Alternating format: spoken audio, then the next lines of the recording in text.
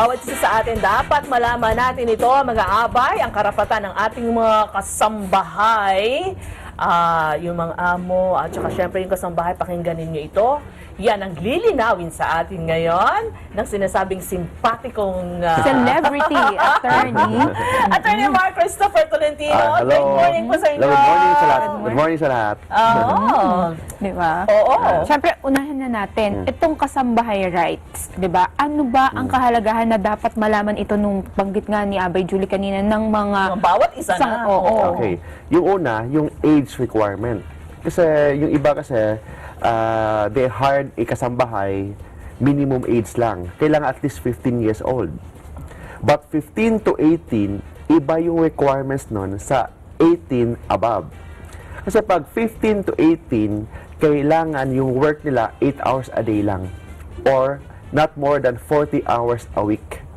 And hindi pwede silang mag-work 10 o'clock ng gabi hanggang 6 o'clock ng umaga. Pag 15 to 18. Yun ang kailangan requirement. Then yung yung mga karapatan ng mga kasambahay? First, yung minimum wage. Magkano ba yung minimum wage? Dito sa Metro Manila, 2,500. Other cities or first-class municipalities, 2,000. And other than that, 1,500. So minimum wage. Pangalawa, rest hour and rest day. Ano yung rest hour? At least 8 hours a day. Per day, 8 hours. Then 24 hours per week. So may week rest day. Pangatlo, may tinatawag na service incentive leave, 5 days per year. So it means kailangan mong papahingain yung kasambahay mo 5 days a year. Kung hindi niya i-avail yung service incentive leave, hindi yan convertible into cash. Unlike sa ibang mga empleyado pa, if you're not working, di ba, pwede mo i-convert into cash. Sa kasambahay, mandatory. Kailangan mo yan i-avail. Kasi kung hindi mo i-avail yan, hindi yan convert into cash. Another, may tinatawag 13th month pay. Entitled sila ng 13th month pay. May tinatawag pang SSS, PhilHealth. Entitled lahat ng kasambahay doon. Then, kailangan kasi in kasambahay, may tinatawag tayong contract. A contract should be written in a language na maintindihan ng mga kasambahay at saka nung amo. Okay. Then, kailangan yun hindi na kailangan ipa-notarize. Kailangan lang ipa-attest lang yun sa barangay hall, barangay captain or kagawad na para sila yung witness na tama yung nakalagay doon. Then, ipa-registered yun doon din sa barangay. Kailangan malaman natin yan kasi ang daming mga barangay na hindi nila ini-implement itong kasambahay law. Lalo na yung right ng kasambahay na to terminate the contract. Kasi akala natin na yung amo lang pwedeng magpaalis. Pwede ang kasambahay umalis. May mga requirement yun.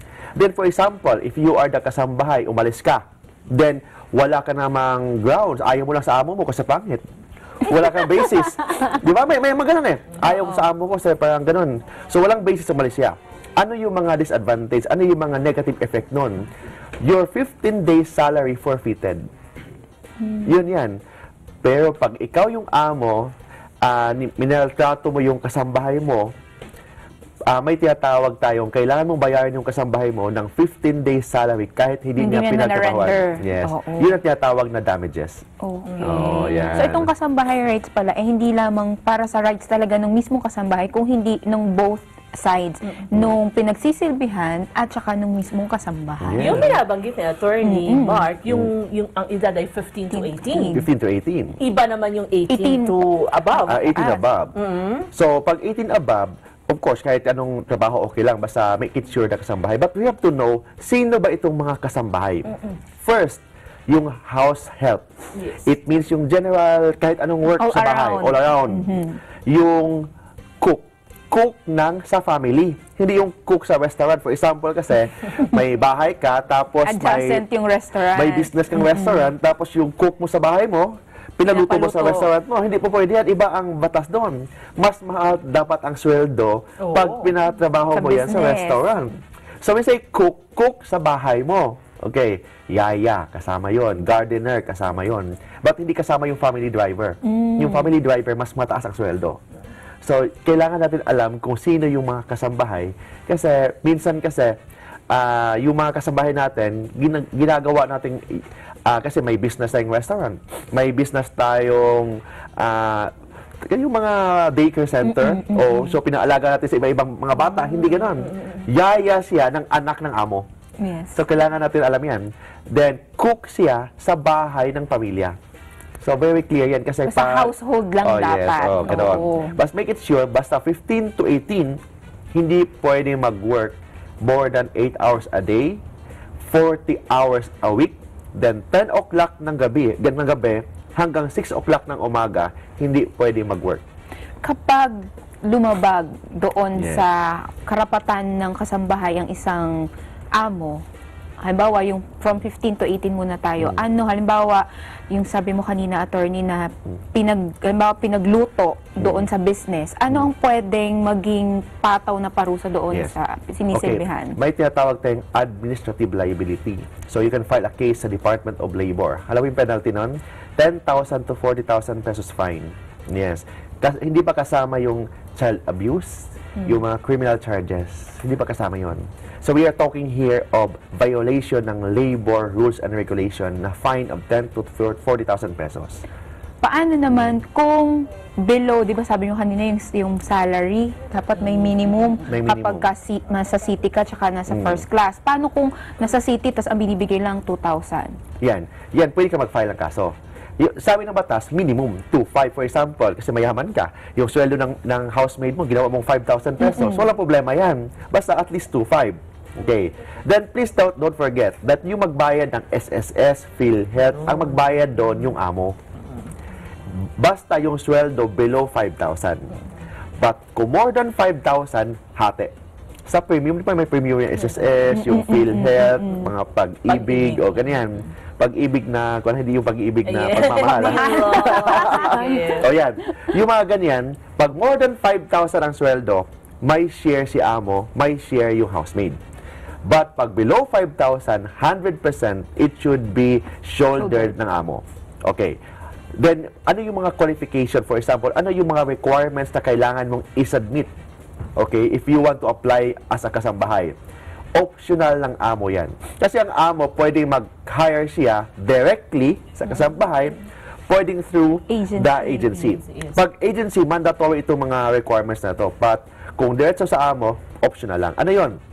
Una, kailangan of course may medical certificate. Baka may sakit yon. Okay. Pangalawa, police certificate, NBI certificate. Yung pang-apat, ang pinaka-importante, yung tinatawag na birth certificate or voter's ID. To prove na at least 18 siya. Yes. Kasi pag 15 to 18, iba yung mga requirements. Hindi mo pwede pa trabahin more than 8 hours a day. Hindi mo pwede pa trabahin 10 o'clock ng gabi hanggang 8 o'clock hanggang 6 o'clock ng umaga. Then please don't forget, if you are housemaid, entitled sila ng pagkain 3 times a day. Pagkain ng tao. Nililiwanag ni kaya attorney, natin yan, ha? ha? Oo. Kailangan pagkain ng tao. Then, yung tulugan, it should be humane condition. Kasi yung iba kasing amo, yung ginagawa ng housemaid, mas maganda pa yung kulungan ng aso kaysa housemaid. Sabi ng batas, it should be in a humane sleeping condition and entitled sila for first aid ng mga medical assistance. Pinag-uusapan natin yung kanina, itong mga karapatan ng amo. Ano ng mga kasambahay? Paano naman if it's the other way around? Yung amo naman ang naagrabyado. Oh, yes. Ba, ninakawan? Oh, yes. Or... Iba yun. Yung pagnanakaw, iba pag housemaid. Kasi ang housemaid kasi may tinatawag tayong trust and confidence. Kahit yung ninakaw is just 10 pesos, kahit yung ninakaw, sabihin natin 100 pesos ninakaw, qualified theft yun. Pag qualified theft, non-bailable. Irrespective of the amount involved. Kasi ang sabi ng batas, basta housemaid, may tinatawag tayong trust and confidence. Iba kasi pag yung nagnakaw sa cellphone mo, kapitbahay mo, kasi wala kang tiwala sa kapitbahay mo eh. Pero dapat may tiwala ka sa housemaid mo. Hinayar mo ka siya eh. Because may trust ka sa kanya, may trust and confidence ka sa kanya. Pag nilabag niya yung trust and confidence, irrespective of the amount involved, non-bailable ang penalty nun. Kasi di ba may nabalita dati na isang parang call center agent na tas meron siyang yaya. Parang single mom siya tapos ang ginawa ikinulong siya sa bahay. Nung house help, kinuha lahat ng gadgets pati anak niya kasama. Ganon. Oo, di ba parang Yeah, mas grabe yun. Kidnapping pa yan. I'm talking here of a 100 peso bill na ninakaw.